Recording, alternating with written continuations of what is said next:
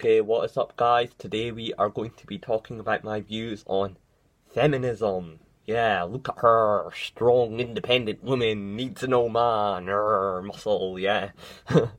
So anyways, I'm going to talk about my views on feminism now.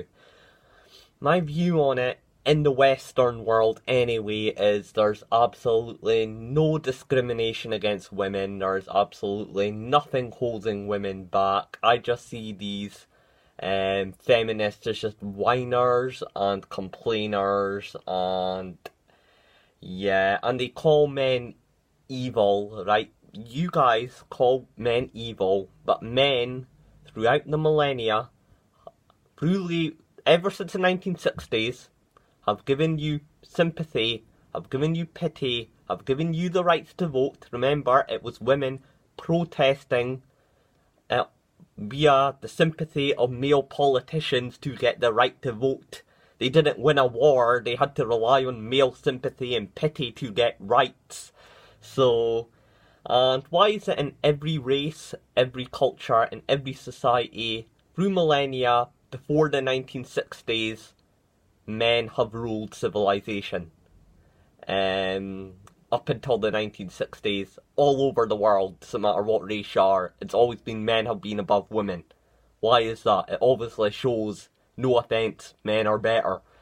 So, yeah, and fair enough, you could say the whole Cleopatra, but Cleopatra was the one that was the last Egyptian ruler before it got conquered by Rome.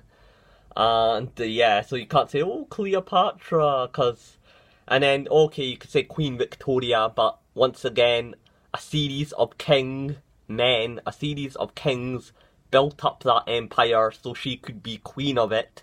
She didn't earn it, so, yeah. Although I have no beef with Queen Victoria anyway, but, yeah, it was built, all these strong, powerful female figures headed civilization that was built by men. So yeah, there is a difference between men and women.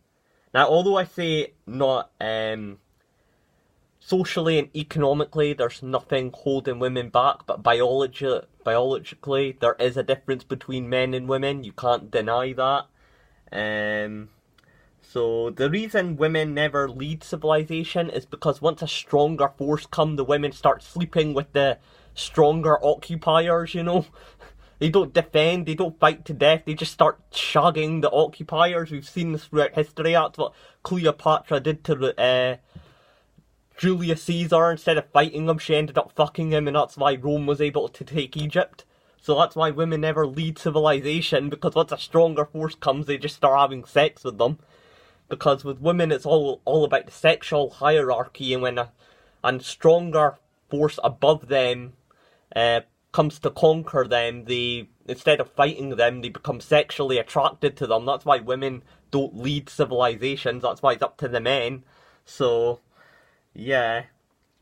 And I just think it's just a huge... You have all these, like, different type of feminists. For example, you get these sort of slut-shaming feminists, right? They don't want to be judged for being sluts. They want to sleep with as much men, they want to fuck as much men as possible, they want to wear skimpy clothes and all that.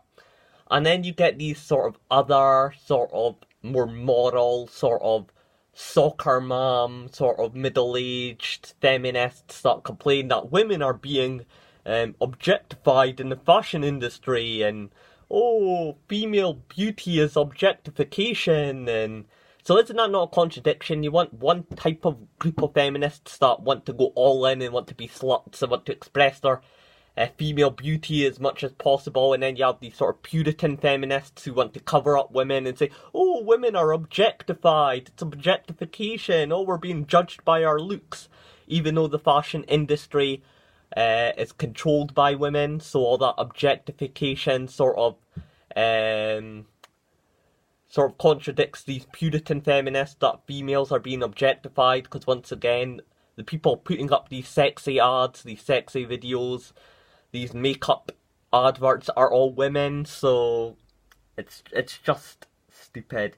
And they say the gender pay gap. I'm not going to go into that. I'm not going to beat a dead horse. There's over thousands of videos dismantling the gender pay gap. So yeah, and obviously, is it that men are smarter, but men suffer from higher suicide, higher homicide, get higher incarceration rates? Divorces always favour the women. There has to be quotas to employ women. There's a higher unemployed male population. More women go to college. You starting to see my point? It's not that women are smarter than us. It's because we've given them so much leeway that we have even put themselves above us. And they still complain and they still bash us. So I honestly don't see the point in helping these people, you know, if they're still going to complain and bitch and whine. So yeah, and then you get these sort of fat body appreciation feminists, you know. They just want the excuse to act. They're just these like fat overweight women that want to act like these Instagram models and want to show off their lard and want to dress up in bikinis and want to be just like the tens even though they hate the tens. And if you call them ugly or if you judge them for it, then they just use the word, body positivity, just to shut you up, you know. Just because you don't want to look at them because they're so fat and ugly, you know. So yeah. Sorry about that pop-up there. And then, what's it called? And don't call me this, this sort of whole, you're just an angry MGTOW. You're just this angry MGTOW. Once again, okay, here's my view on MGTOW and here's my view on feminism. MGTOW and feminazis are both sexually deprived losers that take out their hate. Both of them take out their hate on the opposite gender because they can't get laid. So that's MGTOW and feminazism summed up for you. It's just a bunch of sexually repressed individuals that blame the other gender for their sexual failures. And it's honestly not because they're undateable losers. It's because these sort of MGTOWs, they sort of want the tens, but yet they play Xbox all day, still live in their mother's basement. Still live in their mother's basement, play Xbox all day, and don't have a job, and don't even look attractive themselves, and don't make that much money, but yet want a 10, you know? And it's not that the feminists, sorry. It's not that the feminists are undateable, it's just that these sort of fat, these women are like fat, angry, moany land whales, yet they want the man with the suit and the dominance and the power and the money and the cash and the big car and the big house and all that sort of thing. I'm like, well, why can't these, why are these people punching above their weight? You know, they would be none of the sexual hatred if threes just settled for threes and fours just settled for fours. But no, everyone wants a 7 when they're a 2. So, yeah, and everyone wants an 8 when they're a 3. That's MGTOW and feminism wrapped up for you. It's just a bunch of ungrateful people who think they sexually deserved high up things even though they're not that themselves. So don't bother calling me a MGTOW because that's just my view on MGTOW, you know. And with MGTOW, you're sort of going to war with the unwinnable enemy. Like I said, like women are always going to get attention, they're always going to get resources, they're always going to get male pity, they're always going to get male sympathy, they're always going to get beta male arbiters. So it's like you're trying to go to war with the sun. It's not gonna work, you know. And that's just my view on white knights as well. I just see white knights as just these pathetic, weak cowards.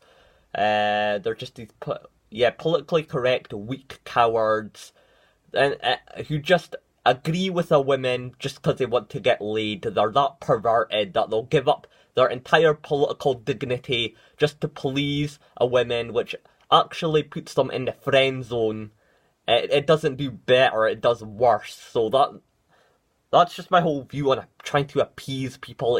You don't get what you want by appeasing people, you get what you want by fighting them. So, yeah.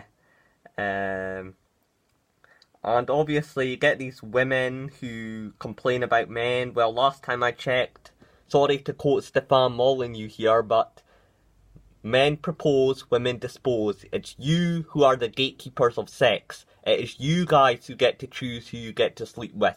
This is not the third world. This has been going on for years. You can't complain about men when you get to choose who you get to go out with.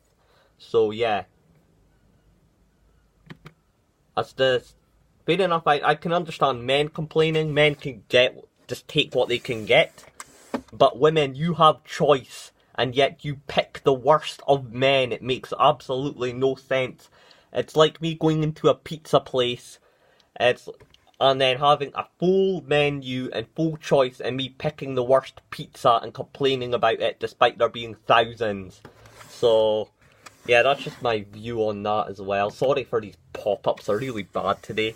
But yeah, that's just my whole view on feminism. So, and also, just another fact that they all seem to vote left and they want to regulate the internet and they want to control free speech and they think everything's offensive, you know, all that sort of stuff too is why I don't really like them. So, yeah. Feminism. We can do it. Urgh. Peace out, bros. And sisses. Brothers and sisters. Don't mean to be sexist here. See you in my next video. Peace.